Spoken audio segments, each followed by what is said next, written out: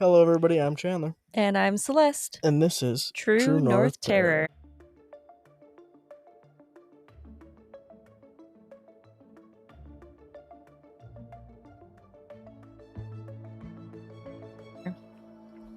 Welcome back. Welcome. Chandler left us hanging a couple weeks ago with Tex the bear, Yeah, and it left me kind of hungry for a bear attack episode.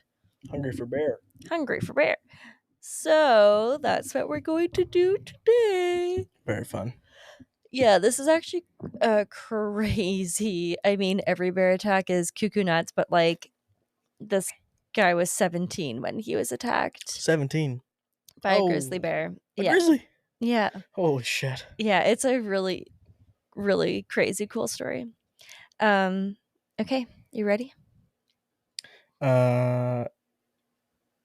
Oh, shit. Back to your regularly scheduled program. Nothing's regular about us. Okay, well, okay. Okay. So Alex Messanger was born and raised in the suburbs of Minnesota. Minnesota. His family was a big outdoors family, always looking for ways to explore nature. Alex, his parents, and his sister would go car camping as a younger family and eventually found a love for canoeing. This led them to go on more extensive and challenging canoe expeditions. As a teenager, Alex signed up for a local YMCA adventure program called Camp Menosion. Through Camp Menosion, he went on a variety of different outdoor adventures, ranging from canoeing, rock climbing, and backpacking. Alex immediately fell in love with what the program had to offer, and a new fire within was ignited. He loved how efficiently he learned to travel the backcountry, how well they could eat, and enjoyed the teamwork that was required, and felt a sense of empowerment and belonging in the nature. He found his people in the place he loved the most, the wilderness. He enjoyed 3 summers of programs, working his way up, taking on more and more advanced canoeing trips. In 2005, when Alex was 17, he was selected for the largest, most remote and advanced trip that the camp offered. It was a 42-day whitewater. Holy shit. Yeah. 42-day whitewater canoe expedition that went throughout the Northwest Territories of Canada. There would be a team of him and 6 other guys. This included one of his friends, Mike, and their guide, Dan. Dan was in his late 20s and had wilderness first aid training that would later save Alex's life. The team was nicknamed the Olms de Nord. There was also a girls group that went separately, but like at about the same time. Whoa. And they were named the Femmes de Nord. Alex bit at the opportunity as this was the summer leading up to his senior year. And he was like, who knows what life is going to look like after my senior year? Like, this might be my last chance for a big adventure. So Alex and his group would be traveling the remote Canadian wilderness completely unsupported. Holy shit. For the 600-mile journey. I know, I'm like, Jesus Christ, man. Would not be me at 17. No. They'd be starting in the Northwest Territories and traveling into Nunavut. Wow. Paddling and traversing through a series of rivers and ending in Baker Lake near the Hudson Bay. They were to be dropped off by float plane, carrying all of their gear needed, including food, camping gear. Sorry, I don't know what happened here. This is just a bad day for us. They were to be dropped off by float plane, carrying all of their gear needed, including food, camping gear, and emergency supplies for the 42-day adventure. Alex is looking forward to the challenge, to learn more about himself and his abilities, and be where he felt the most like himself in the nature in his canoe. Alex knew there were risks like any other trip. They were briefed on possible dangers. The group would have a satellite phone for emergencies and a first aid kit, but if anything were to happen, the group was on their own. They would only be able to rely on themselves and the rest of their group. Most of the problems on their minds were like hypothermia, especially spending lots of time on the water. Yeah. Minor injuries like a sprained ankle or even a broken bone. Despite going into grizzly bear country, a bear attack was not really top of mind for them. But they did go through some training on how to use bear spray, which they all carried on them. But a lot of the wildlife training was how to avoid an encounter altogether. So they were also trained on how to set up camp properly, including proper food storage. So, like storing their food away from camp. And worst case scenario, if they did have a bear encounter,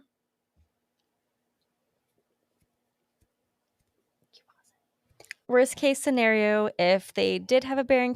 were told to dispatch their bear spray, back away slowly, and show you are not a threat. However, they were reassured that grizzly sightings were actually super rare and you were lucky to see one.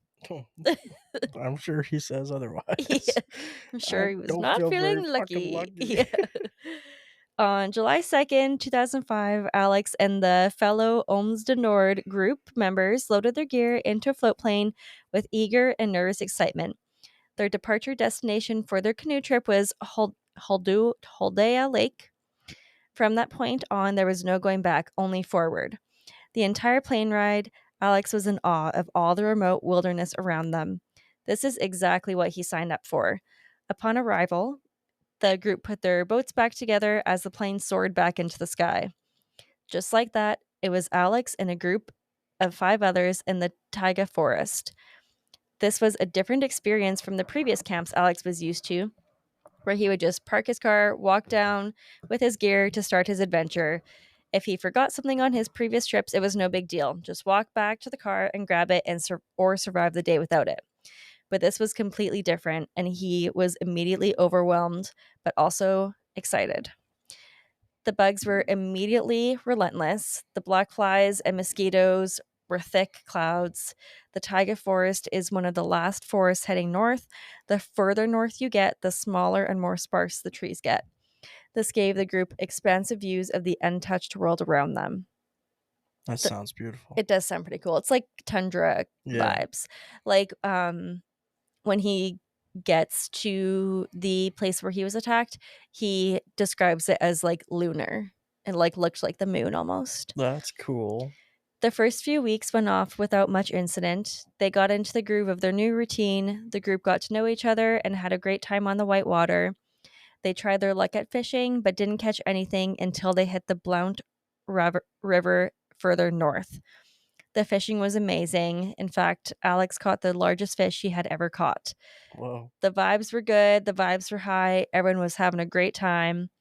The rapids Sounds like a blast. Yeah, it sounds super fun. Like a group of your buddies, like unbothered by anything else. Yeah. Other than the bugs. I hate bugs. Yeah, bugs brutal, but oh well. The rapids got stronger and more exciting as they saw evidence of old trappers' cabins and caribou sheds. They saw a variety of wildlife they had never seen before, including muskox. Alex described them as something out of the Ice Age, enormous bony plates and huge horns wrapped around their head. Have you seen a muskox before? Muskox? I think so. I think they have them at the zoo. I don't think I've seen them in person. I've seen a picture. Maybe they don't have them at the zoo. They have so many different, like, random deer, bison looking animals at the zoo. Yeah. I've seen a muskox before. Not in person, though. About 3 weeks in, Alex and Mike were exploring a canyon, talking and reminiscing on their incredible time so far. And all of a sudden, Mike pointed across the canyon. Bear saw a big grizzly walking across the tundra. As soon as the bear noticed them, he ran the other way. That is the only way I'd ever want to see a grizzly bear, on the other side of the canyon, running the other direction. Sorry, buddy. Yeah, it's like that's foreshadowing. That's brutal. He was left stunned with awe and appreciation for the animal, but also a really healthy fear. Yeah. Alex had no idea he would have a much, much closer encounter. Oh, boy. On day 28, they arrived at Princess Mary Lake. They were near the end of their trip, and Alex had the conclusion of the trip on his mind and reflected on how things had been going so well. Everyone had met their stride with more technical paddling. Everyone was getting along great. They had just crossed paths with the girls' group and had traded stories and some supplies. Alex boasted about catching the biggest fish of his life, and he was starting to feel a sense of loss. The trip of a lifetime was almost over. The next day, on July 31st, the boys were enjoying a layover day, which basically meant like staying in camp to rest and explore some of the local area. Yeah. They had plans to make a big breakfast of cinnamon buns because they had traded cinnamon from like with the girls for cool. supplies, but they actually didn't realize they traded allspice, so they actually had allspice buns instead of cinnamon buns. It's like, what a letdown that would That's be. upsetting. It'd probably be pretty good still. I don't know about that. Isn't allspice like spice cake? Yeah, but I feel like It's like carrot cake. it's not sweet enough. No. Yeah. Yeah, there's nothing else sweet in a bun. No. Yeah, I don't know if they had little... like the other fixins, but anyways, they definitely didn't have icing. They planned to have like a big lunch and supper, just hang out. The girls group was on their way back onto the water and had made their way a little bit down when they turned around and started climbing back onto the island, waving their arms and yelling. They told the boys group that they had seen some really big mammals just around the point of the island and described them as a herd. So, after hearing the description of the animals, the groups agreed that they probably saw the muskox. The girls had not seen them before. So the boys thanked the girls for the heads up, and they made their way back into their canoes and down the water. The boys were camped on a large island on Princess Mary Lake, and they had decided they were going to climb up to a huge ridge to see the views. Basically, like, their camp was kind of underneath this ridge, or not underneath, but like kind of pushed back against it. Yeah. And they were going to go and climb up it and check out the views. Cool. So Alex was feeling a little bit tired and decided he would just stay back and take a nap. He quickly fell asleep as the rest of the group went up to explore. A little while later, all of a sudden, Alex jolted awake, panicked with a feeling like he was late for something. It's like when you have a good nap, you wake up, you're like, fuck, I missed the bus. Yeah, You're like, I haven't taken a bus for like 15 years. What year is it? He quickly put on all of his layers, long underwear, and fleece, and threw on his chachos, which are like, I guess, kind of like sandal things for canoers, and climbed outside his tent. Most of the group had already come back, and they were hanging out in the bug tent, which is like a kitchen tent type thing. I think that's what we would call it. But Alex felt this intense desire to climb up the ridge. He was like, I'm having some FOMO. I need to see what everyone else saw. That's fair. So it took him a few minutes to get towards the top. The ground was really loose and crumbly, layered in grass.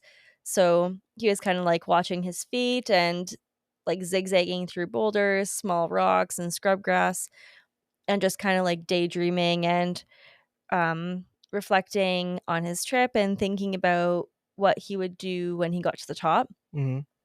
He knew the views would be incredibly expansive. He had his camera with him.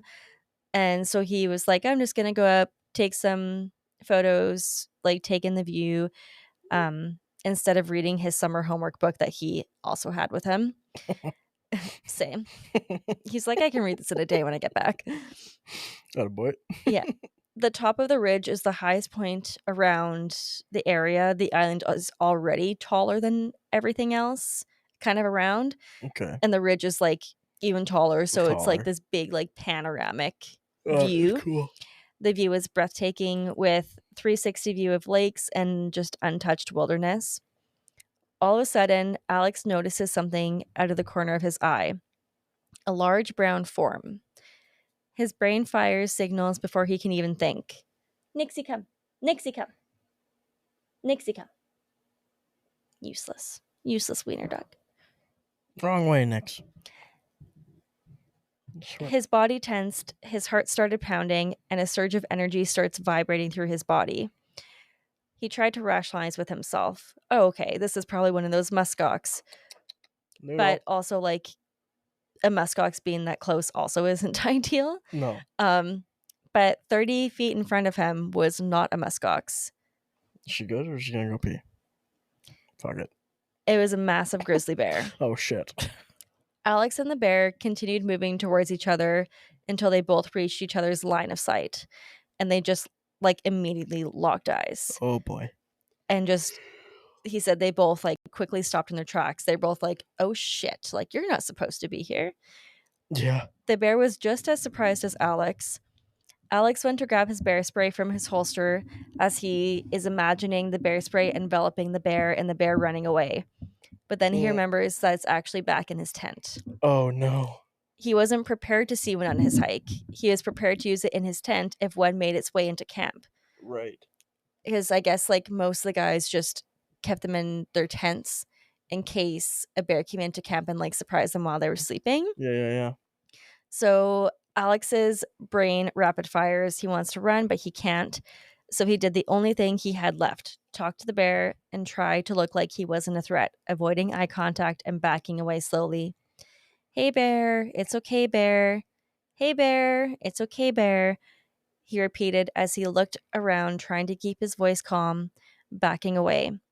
But the bear didn't turn around and leave.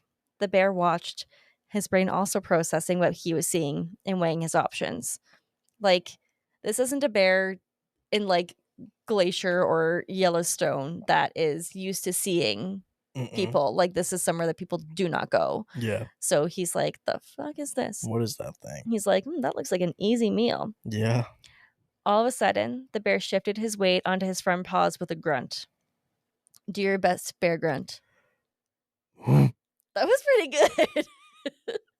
I like how you had to put your arms out too. You like really prepared yourself for that. I was putting my paws forward. The bear continues to do bluff charges as Alex continued to try to back away slowly, doing his best not to trigger the bear's predatory response. But his tone started to shift. He started yelling at the bear as it started to charge towards him. He widened his stance, preparing himself for the blow. He yelled for help, but no one could hear him. His group was about 200 yards away. Alex felt the ground beneath him shake as the bear got closer and closer. Like, I can't imagine. I think I'd shit my pants. Yeah. Like, Just the earth is shaking because it is so powerful running towards you. Fuck.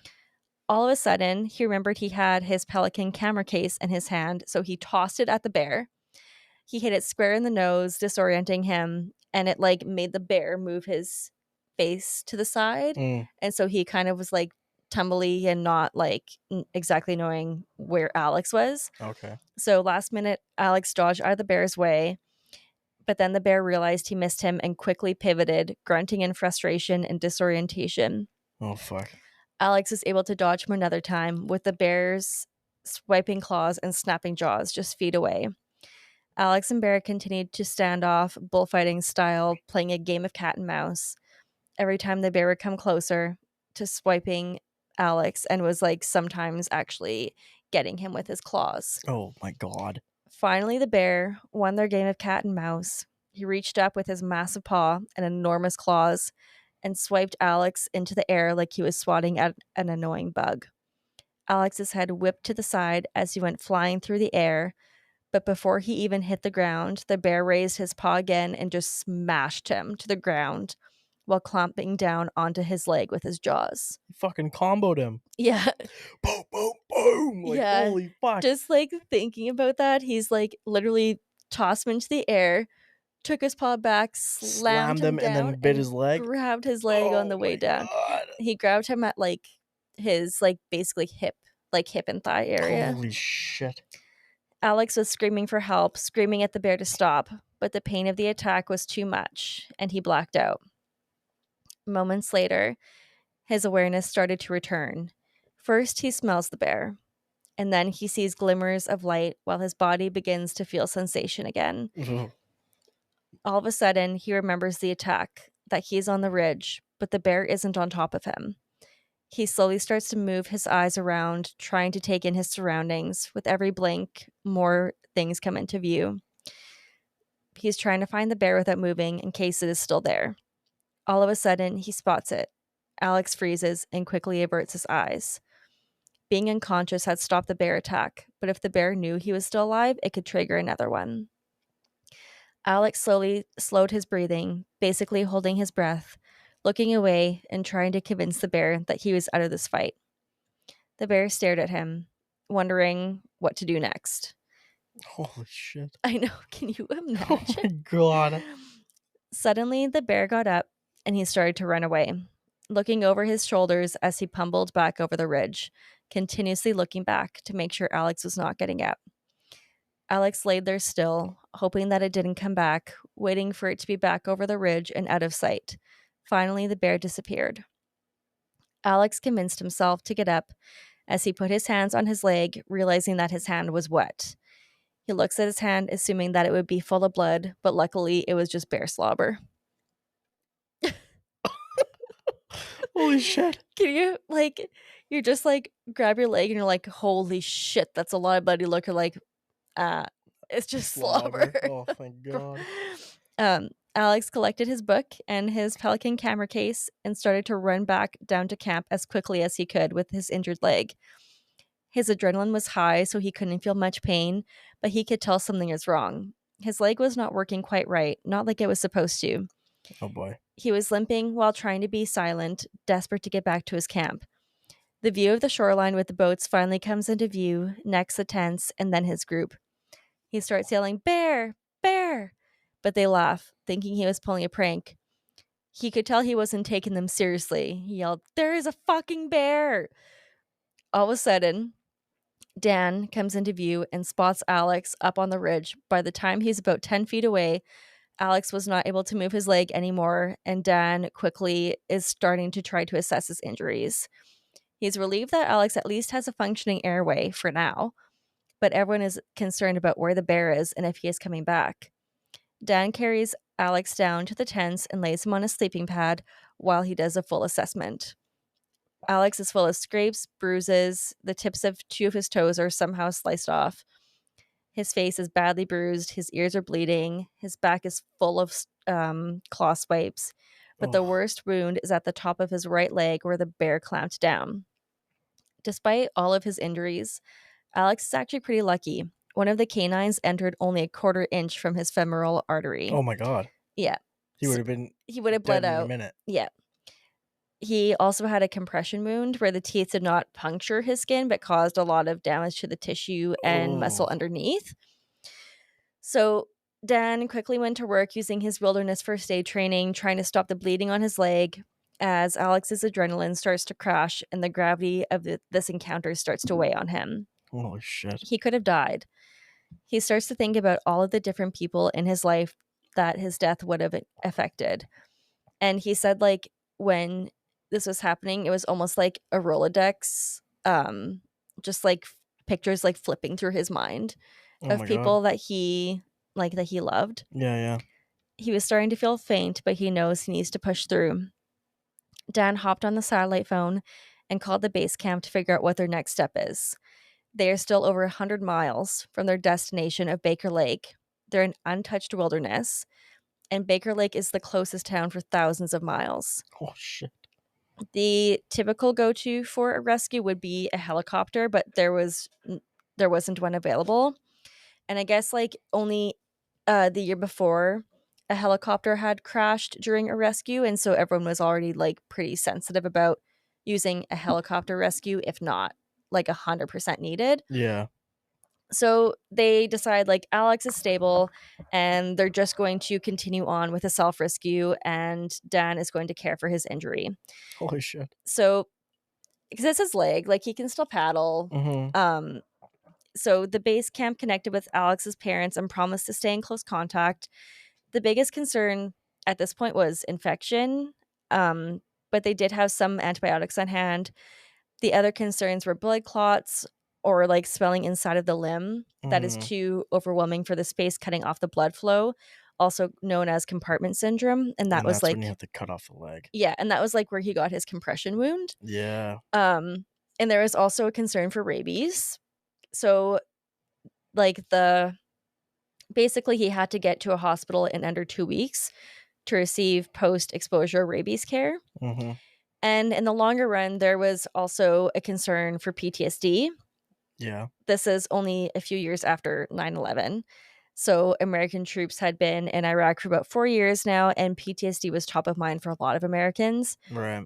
Luckily for Alex, the doctor responsible for his medical control back in the States was already doing extensive research into PTSD prior to this. Nice. And had learned that the longer a person involved in an incident stays with their group, the less affected they can be long term from the trauma, which I thought was really interesting. That is interesting. Yeah. So basically, if everything went well, Alex would be back in Baker Lake within about 3 days. But Alex's luck still was not on his side. The self-rescue effort was not going to go according to plan. Oh boy. So Alex basically took Tylenol around the clock as he paddled himself down the river. He had vigorous wound management as well that Dan would assist him in.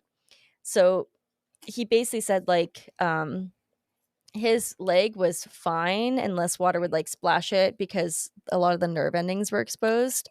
So as long as he didn't, like, touch it or water didn't touch it, but it's like even then, like, wind would hurt. Yeah. But Oh man. they had to do irrigation of the wound, so they would fill a syringe with water and spray it into the wound, clearing out any debris or, like, pus. This was extremely painful for Alex. He, like I said, had a lot of exposed nerve endings. The group arrived at 30 Mile Lake, which was a notoriously windy spot where campers often got caught, and this group was not immune to that. They arrived and a storm was descending. Oh boy. The water rose over a foot overnight. They even lost one of their boats and some of their food. The morale was really low, and the panic to get Alex to medical care was high. But they were trapped as the storm raged around them. Alex started showing signs of infection, and the antibiotics were just not cutting it. Oh shit. A few days later, they were finally able to cross the lake, but the infection worsened.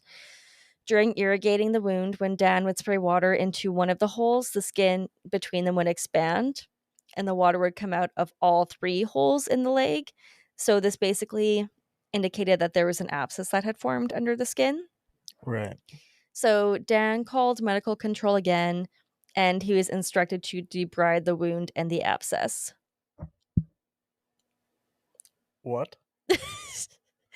They're like, so typically we would give you, like, you know, some freezing for this, but Jesus Christ. So Dan grabbed a pair of scissors while Alex bit down on a piece of leather, and Dan basically had to cut into his leg to relieve the pressure, thoroughly clean it out, and address the abscess. Oh god. Fuck me up. That would be terrible. Fuck, man. At this point, it was pretty obvious his condition was deteriorating, and this was now turning into more of an emergency rescue mission. So a helicopter was called in. Alex packed up his belongings and said goodbye to all of his crew. His good friend Mike agreed to end his trip early and accompany Alex so he wouldn't be alone. What a guy. I know, what a dude. I mean, like, how are you gonna fucking keep going on that trip? Yeah. Everybody got attacked by a bear. Yeah, like, especially if you're Holy previous fuck. friends too, like. That's crazy. Yeah. But I mean, someone has to finish it. Someone has to get those boats back. That too. Or like, that's a lot. They have a lot of supplies. And they were already down a couple boats from losing boats. So Wow. I think it said that at this point they already only had like 2 boats left. Holy shit. So there was, what did I say? 6 or 7 of them. Mm-hmm. Maybe there were 6 of them. So there's like 3 people per boat plus all their like camping gear and food and everything. That'd be tight. Yeah. It'd be not bad having 2 guys leave. Yeah. A little bit more room. So it had now been 6 days since the bear attack. They made their way. Fuck. I know. 6 days. 6 days? They made their way on the helicopter to Baker Lake, but the resources were pretty limited. They were able to administer some IV antibiotics, but it was obvious that he needed care beyond that. And they also didn't have any like rabies protocol care there. So the next day he was flown to Winnipeg with Mike for continued medical care, including the rabies care. Alex's parents headed to the ER, where everyone spent about 15 hours finishing the medical care that Alex needed to receive before heading home back to the U.S. Alex and his family headed home with Mike, where they continued 2 wound dressing changes a day, shots, and multiple antibiotics and pain management. God. Over the next month, the wound was pretty much healed up. It was like actually the day before senior year started, he didn't need any bandages anymore. Well, that's hopeful. Yeah. Hey guys, I got attacked by a bear this summer. They're like, prove it. He's like, oh, I don't have any band-aids anymore. Bandages. Puts cast on. It did take about a year to get full range of motion back in his leg after some physical therapy. Wow. Despite his physical wounds being mostly healed, he still had emotional scars to heal. He would have constant nightmares of a bear being in his bedroom standing next to his bed. Oof. He was terrified to go outdoors. He was like feeling really down about not being able to enjoy the place that he loved the most. Every time he was on a trail, he was anxious and fearful, paranoid. Every boulder or shadow was a bear. He went to visit his cabin with his family with a tactical vest, machete, and bear spray. He's like, I am ready for a bear attack. Yeah. Stay strapped, man. Yeah. He continued to visit, dialing back his security measures each time until he was armed with just bear spray. 10 years after the attack in 2015, Alex went to Glacier National Park, prime grizzly territory, well known for the infamous Night of the Grizzlies encounter. Have you heard that story before? No. Oh. Okay, I'll send you National Park After Dark has a two-parter Okay. for it, and it's crazy. Really? Yeah, like it's so good. Interesting. Traumatizing. Yeah. But so good. Him and his group took every precautionary measure possible, including everyone carrying bear spray at all times, not just in their tent. Yeah. All times. Alex also returned to Capanosion as a guide and later joined the search and rescue unit for the St. Louis County Sheriff's Rescue Squad in northern Minnesota. Wow. That's pretty cool. He turned into a search and rescue person. That's cool. But he still had one box to check off his healing journey. He wanted to write a book. Writing a book helped him understand what happened and appreciated the bear for just being a bear. In 2019, he released his memoir called The 29th Day, detailing his experience and processing his trauma. The way he felt was gone. His story had been told. It was all out there, spilled on the pages. And the last step to that was him recording the audio version of it. And he said, like, right when he finished recording the audio, his wife went into labor with their first child. Whoa. Yeah, it's kind of cool. That's cool. Yeah. He is now able to put the book on a shelf, literally. Yeah. And reference it whenever he needs it. A game warden was dispatched to the attack area shortly after the encounter, but the bear was never located. And Alex says he's ultimately grateful for that. He didn't want the bear to be punished for just being a bear. So that's the story of Alex Messenger's bear attack. That's crazy. I love an animal attack story.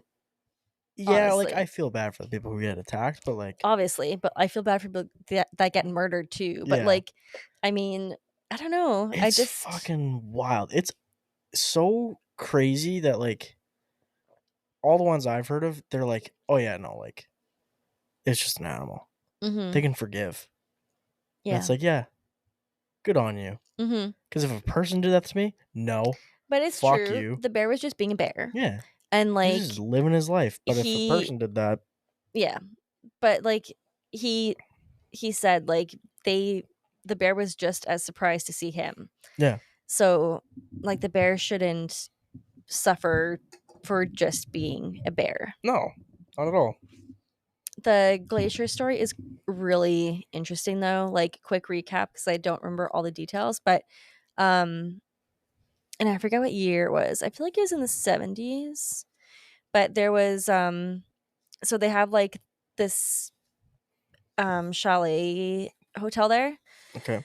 Forget what it's called. You have to hike in. There's no roads to it.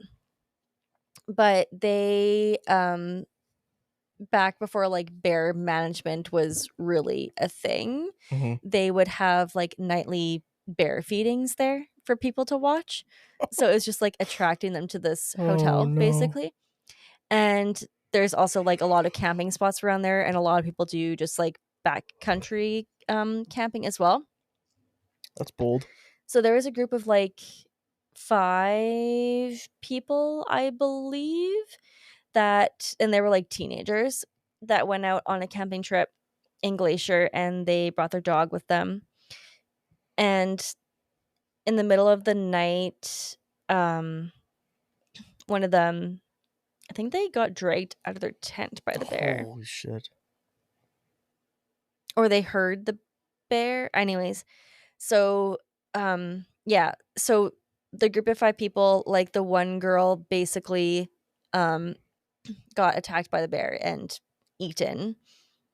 But I guess like the rest of the group got back to the chalet somehow and told people that were there, and so they went out on like this rescue mission to try to find this girl.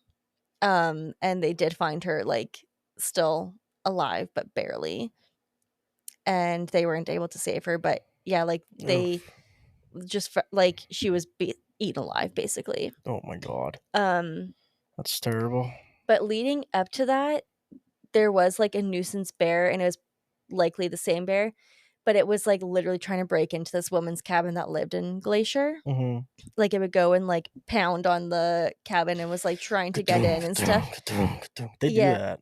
So it was like reported that this bear was a nuisance bear already, and the park didn't do anything about it, and then it killed someone, and they ended up killing like 3 bears to try to figure out which bear it was. Damn. But it ended up that the bear was like had some injuries to his teeth, so it wasn't able to forage properly. Actually like hunt and stuff. Yeah. I also feel like, yeah, I was like, wait, was this a black bear? But no, it's Night of the Grizzlies. Yeah. It's really good though. You should listen to the episodes. I think Tooth and Claw also has at least one episode on it, but the National Park After Dark one, it was like messed up listening to it. Yeah. That's really wild. Good though. Love an animal attack.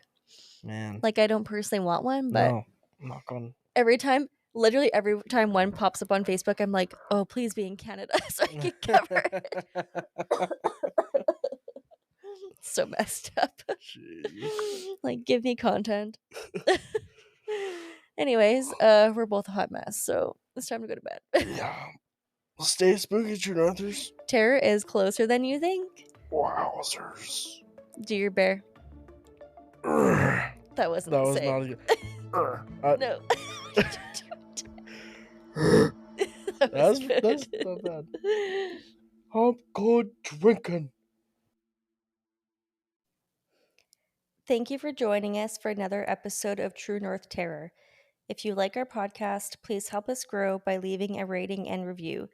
If you have a story you want us to hear, or your own personal story you want to hear on the pod as a listener story, email us at truenorthterrorpod@gmail.com. Join us next week for another episode of True North Terror.